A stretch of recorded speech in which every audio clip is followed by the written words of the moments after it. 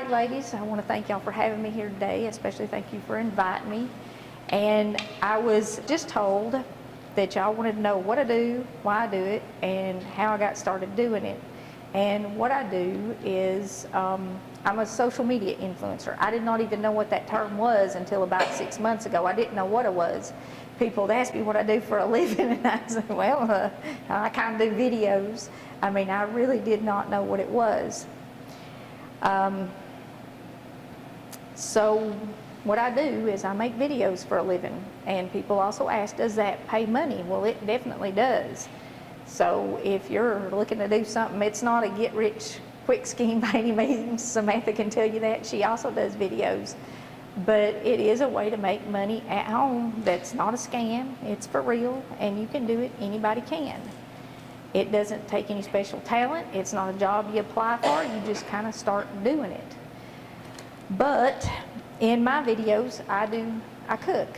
I teach people how to cook, especially older stuff a lot of times. And I do some quick stuff and some super easy stuff. But the older recipes, biscuits, are my most popular videos because folks don't know how to make biscuits anymore. We got about 2 or 3 generations that grew up not in the kitchen at all, not having a grandma that they went and made biscuits with, or a mom who made biscuits every morning, because that's just not the way people live anymore. So those videos are very, very popular. But in every video for the past 4 or 5 years at least, there has been some sort of scripture, and I have several videos that have a full altar call in them. I know I have at least one video with over 1 million views that has a full altar call in it, and that's incredible. We live in a very exciting time, and I know there's lots of bad going on, and I hear about the bad all the time, but we have the ability to carry out the Great Commission. Every single one of us does. It doesn't matter how old you are. Obviously, I'm not young. It doesn't matter what you look like or where you live. You have the ability to do what Jesus said in Matthew 18 through 20. All power is given unto me in heaven and earth. Go therefore and teach all nations, baptizing them in the name of the Father and the Son and the Holy Ghost, teaching them to observe all things whatsoever I have commanded you. And lo, I am with you even unto the end of the earth. Amen. So that's why I do it. Jesus said to do it. He said to tell all the world. And for the first time in history, we can tell the whole world. I stand in my kitchen and tell the world about Jesus. And over 75 million people have watched me do that. There's no crew, no equipment outside of a camera and a computer to edit it. Doesn't take a lot of money. When we first started, we didn't have as much stuff as we have now. We didn't have a microphone, the sound was awful. We had a cheap camera, the color was awful. We had the computer we were editing with, it wasn't good, so when it was edited and the color was fixed, it was fixed to look like a cartoon, and we didn't even know it. So you don't have to have anything special. We have been given a tool where we can reach the whole world with the gospel. Any of us. And how I got into it, I can only describe it or say it's divine guidance and intervention. There was nothing I ever did my whole life that would have led me to believe that I'd be talking to 75 million people all around the world. I get comments from Italy, from Australia, from Germany, from England, from Israel, everywhere. So nothing I ever imagined. Obviously, when we grew up, there was no such thing as even the internet, so there certainly weren't social media influencers. There were a few movie stars who didn't have the kind of power that social media influencers have. What you can do in your own kitchen, talking to people as a person like I'm here talking to you, is far greater than the power that a movie star has on a screen. They don't get to pick that script. They don't get to choose what they say. They say what's on the script, and they can't reach people one-on-one. And what I do is I talk to people, all 75 million or so of those people. I have talked to each person individually, not as a group, not with a script, and it's a conversation that I have with the person on the other side of the screen. And somewhere in the middle of the video, I'll just share a verse and my thoughts about it. Maybe something that we're supposed to be doing. Some of my very popular videos talk about forgiveness and the importance of forgiveness to our salvation and to our walk with Christ. A lot of the videos talk about what He expects of us. And I try to stay more positive because I think the world has turned into a very dark, negative place, and people need a light. And Jesus told us to be a light in the world, to let our light so shine before man that they can see Him in us. And that's a lot of what I talk about, is that's our responsibility as Christians. That's what we owe Him for being saved, is to let people see Him in us. So, as I said, we all have the ability to do that. And if you want to know a little bit about the road that led me to where I'm standing at now, nothing in my wildest imagination would have prepared me for this or put me here. There wasn't anything that I ever did that I planned. It wasn't a college course you could take or anything like that. I was very shy. I got married very young. I had 4 children. I wasn't saved until I was 24 years old, but having 4 children and raising them in church, you end up helping out in Sunday school class and with the youth groups and stuff, and eventually you end up teaching those youth groups. And when they went to high school, I went and I was a substitute teacher at the high school and learned a lot more about teaching and learned about standing up in front of people and talking. Again, not anything you get from a college degree. You just go do it. My husband started taking martial arts when I was like 29 years old. And he took it for a year, and then he wanted me to go take it with him. So we took it together, and then our instructor left. And we ran a karate school here in town for over 10 years. Again, I would stand up in front of people and talk and teach and learn how to do that. And that changes the way you think, and learning that actually brings you out of yourself more, I guess, which is a big part of why I'm able to stand in front of a camera, which makes most people very nervous. And I actually don't stand in front of a camera. I stand in front of that one person that I'm talking to. Whoever it is that's watching, that's who I'm standing in front of. So it's not a flashing red light, or it's not, it's just that one person. So from teaching karate and substitute teaching and teaching in Sunday school classes, it kind of led to teaching people how to cook on the internet. And I didn't want to do that. The first camera we actually bought it because my husband was sick and he wanted to do funny short films on the internet. So we kind of bought it as therapy. And everybody in the family did his funny short films. And we did those for like 2 years, and they'd get a few views, but not many. And for that whole 3 years after we got that first camera, he would say, you need to be doing cooking videos. You need to be in the kitchen doing cooking videos. You need your own YouTube channel. You need to be doing cooking videos. And he was like, well, he was like a woman nagging. I'm sorry, ladies, but that's what he was like. He could nag better than any woman I've ever known. But he nagged me for 3 years. And on Valentine's Day of 2014, we were snowed in. And he started nagging again. So I said, all right, fine, I will make snow cream. And I thought I would do that as a joke, and that would end it. Nobody was going to watch that.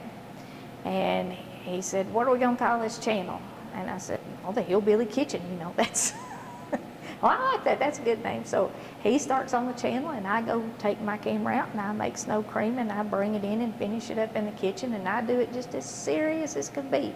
But I'm doing it just to shut him up and kind of as a joke, because I think nobody's going to watch it. Well, if we were snowed in here on Valentine's Day, imagine how many other people were snowed in on that Valentine's Day. So even though it was a brand new channel, and it was a video I didn't think anybody would watch. Half the country was snowed in that blizzard. And people watched it.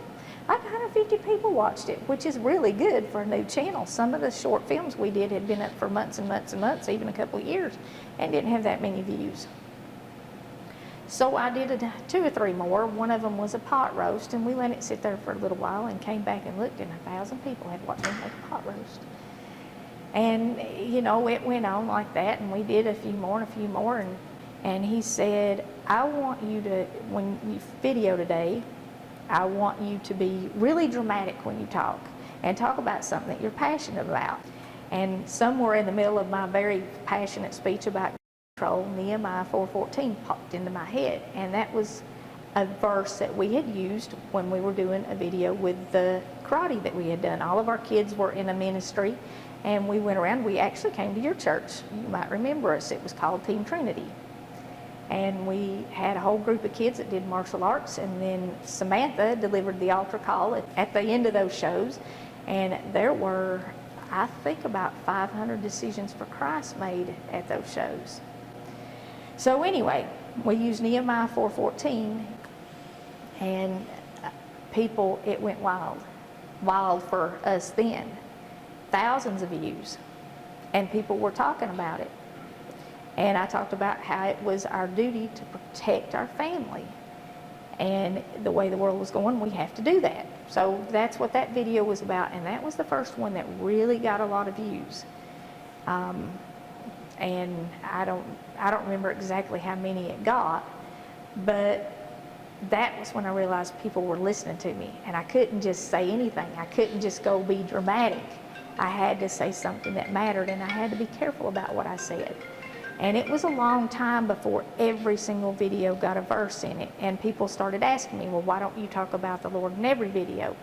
And I said, well, I kind of don't want to, I would rather not say anything than to mislead people. So I only talk about it when I am sure that God has given me something worth sharing, and that what I'm saying is true. I don't want to say something that's not true. Don't want to be guilty of that. I got plenty to be guilty of on Judgment Day.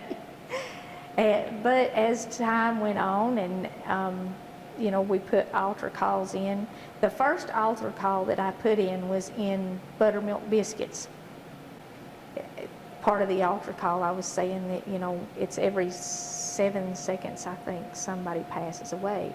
And people prepare for the end of the earth. You know, they prepare for all sorts of things. They prepare for natural disasters, and a lot of people are even preparing for some sort of massive flu, got to be careful what I say, that is going to cause a lot of deaths, and they're getting ready for that. They think it's going to cause the collapse of the economy and stuff. So when this thing hit us a couple years ago, people got on there and started commenting on it and saying, I can't believe you prophesied this 6 years ago. Like, I didn't prophesy anything. It was an altar call. And I was just using it as an example. But people leave a lot of strange comments. Most of them, 95% of them are great, but we have some that aren't. And if you decide you want to do something like this on the internet, be prepared for that. And the way that we have always handled it is we delete it if it's really nasty, and we totally ignore it. You cannot respond to people who attack you on the internet because they are completely anonymous, and they aren't there to change your opinion. They're only there to attack you, and you're not going to change their opinion because they're only there to attack you. And a lot of Christians, I think, that when they do decide to go on the internet, which it's kind of a new area for us. I don't think Christians realized how valuable the internet was until the last 3 years when we couldn't get together and meet. And we're having to learn how to use it, and we're having to use it after it's been set up by the secular world. And we have to follow their rules, which makes it very, very hard. Like I said, I have to be very careful about what I say because words are filtered, and certain words you cannot say. But if you get on the internet and you decide to share your faith on the internet, which I think we should all be doing because you can literally reach the whole world. I mean, from a kitchen on a back road in Claiborne County, 75.4 million people. That's incredible. You can't do that from a building. You can't do it traveling around. The only way you can do it is on the internet. And you literally all have it. You can do it right from your phone. And now they have reels and shorts and stuff that they want filmed with your camera. And you can hold out your camera and you can share your thought of the day. If you've got a devotional, you can go on and you can read it and upload it and let people see it. And you don't have to do anything more than that. If you want to make a living at it, it's a little bit more work. But to share the gospel, all you have to do is hold out your phone, video it, and upload it. And it'll go right from your phone.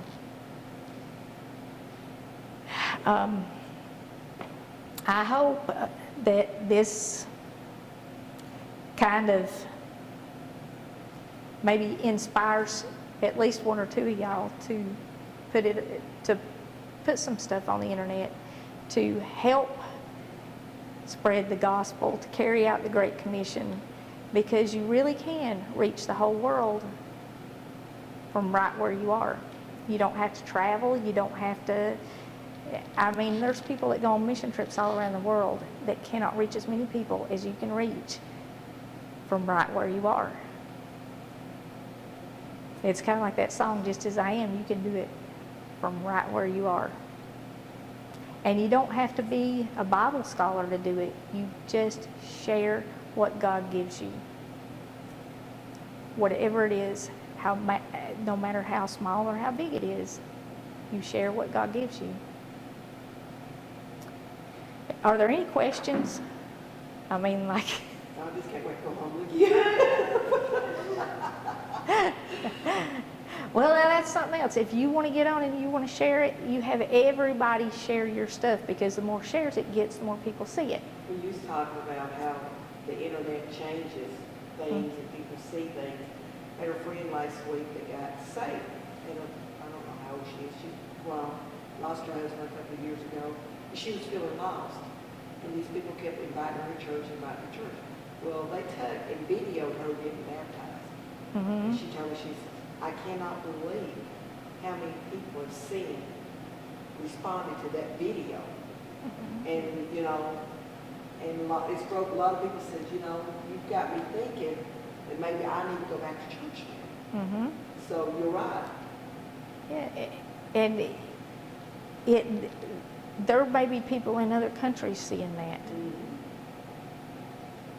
She didn't like it at first. And after she realized, she's like, she said, my church family, that was okay. She said, but then there was other people that didn't go to that church that was seeing it. She's ready for a break. You know, and she spoke before she got baptized, so. Oh, well, that's wonderful. Yeah, and she spoke before she got baptized. This is not anything that like I said, that I ever imagined. It wasn't anything that I planned on doing, and it just kind of happened. And for me to be able to stand here and even talk to this group, y'all are witnessing a miracle. You're witnessing what the Lord has made me into through the life that I've led, and literally just taking a little bit of guidance from Him. And the last really 4 years with the channel, we started in 2014, but the last 4 years we really gave it to the Lord and made it a full-time ministry. Every video for the last 4 years has at least had a verse in it. And how it has changed is just, I mean, it was unbelievable how it grew, how it blew up when we did that. If you dedicate something to the Lord, He will grow it. You give it to Him, let Him use it, you bend to His will. This ain't me y'all are watching here. Me sits back in the corner and hides, and you know, it like you said, it made your friend nervous when she found out. I used to worry about everything. I used to worry about, you know, what are people going to think about my hair? What are people going to think about you know, my skin tone or my dry lips. Like right now, my lips are totally dry. I got cotton mouth because I'm sitting here talking to y'all. But that stuff used to worry me. It used to bother me. You know, how are they going to judge me? But it don't no more. And it don't matter because, like I said, it's like the song, Just As I Am, and it is now just from where you are. Just from where you are, you can reach the whole world. Just don't worry about it. If you feel the urge to take out your phone and video something and upload it, don't worry about going and fixing your makeup. Don't worry about fixing your hair. It ain't going to matter. If God told you to do it, God will get it out there. God will use it, and it won't matter what your hair looks like or what your lipstick looks like or nothing. It just don't matter. He'll use it. Are there any more questions?